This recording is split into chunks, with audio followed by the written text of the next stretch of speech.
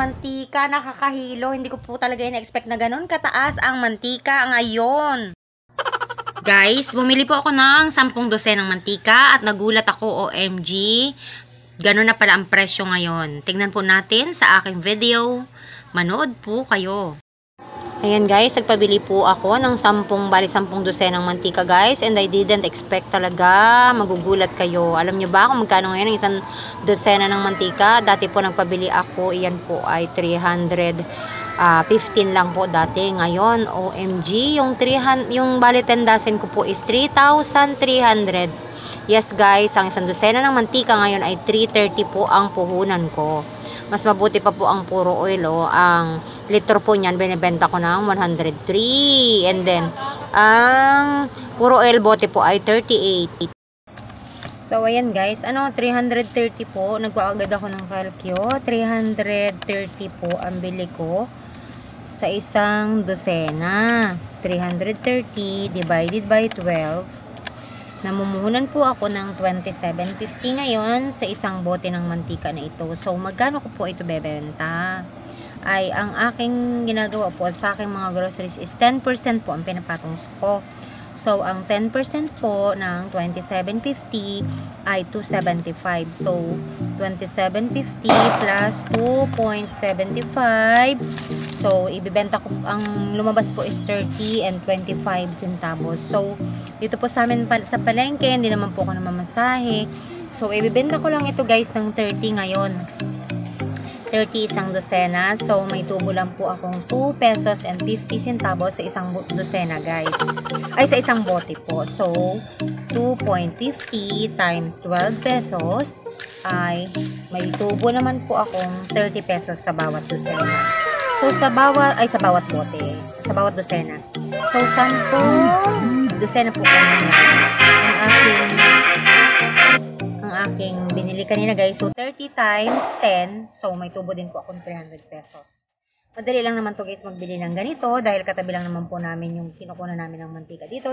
No need na pong mamasahe. Maglalakad lang po ako and then magbabayad lang po ako ng for 10 dozen and then i-deliver na po nila dito. So, hindi na po ako maghihirap and hindi na po ako mamamasahe. Kaya, okay na sa akin guys yung 2 pesos and 50 centavos ang tubo ko sa isang bote guys. Madali lang na, para madali po.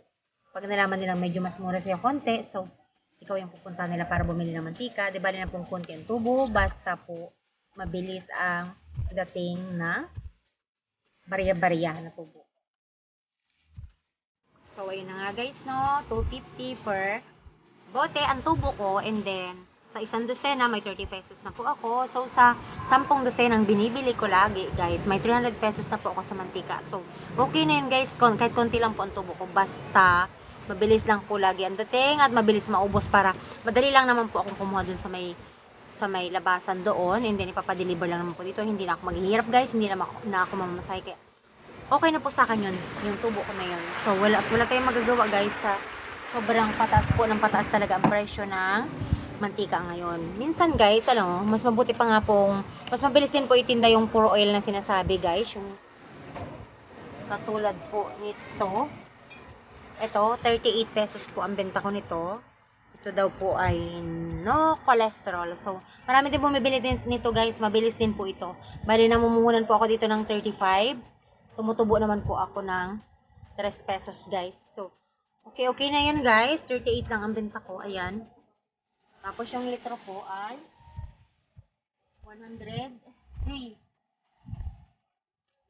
Ito po, 103. Ay, ito po yung may luma pa ako natitira dito guys. Na, kumbaga, old stock ko po ito. May bagong dating na naman po kasi ako dun sa kabilang tindahan ko guys na bagong ganito. Parang ang benta ko nun ngayon ay 103. So, ito guys ay 98. Swerte yung makakabili dito sa tindahan ko guys na ganitong puro oil. Kasi 98 pa po pala itong nandito sa aking isang tindahan. Yan, mas mabili din po yung ibenta dito sa amin sa ngayon. Talagang lahat naman po tayo, 'di ba? Lahat ang reklamo ay tumaas ang mantika. Kahit nga po si Rose Jam 11 ay nag-video at nag-YouTube na talagang sobrang taas daw po ng mantika. Kumakanta pa 'yon ng pataas ng pataas. Kaya wala tayong magagawa, guys. Ganun talaga. Kahit konti-konti na lang po yung tubo nating mga tindera, basta ang importante lang po ay mabilis na pumasok yung mga barya-barya sa tindahan natin. Okay na yun guys. So yan lamang po ang may share ko sa inyo ngayon. Sa pagtaas ng ating mantika. Maraming salamat po sa panonood nyo ng video ko, and sana po mag-subscribe po kayo and pakiclick na rin po ng bell button para maging updated po kayo sa aking mga iba't ibang video guys about my Sarsar Store and Gulayan Store guys. Mga tips ko sa inyo about Gulayan Store. Maraming salamat po sa panonood ng video ko, and thank you guys. God bless us all.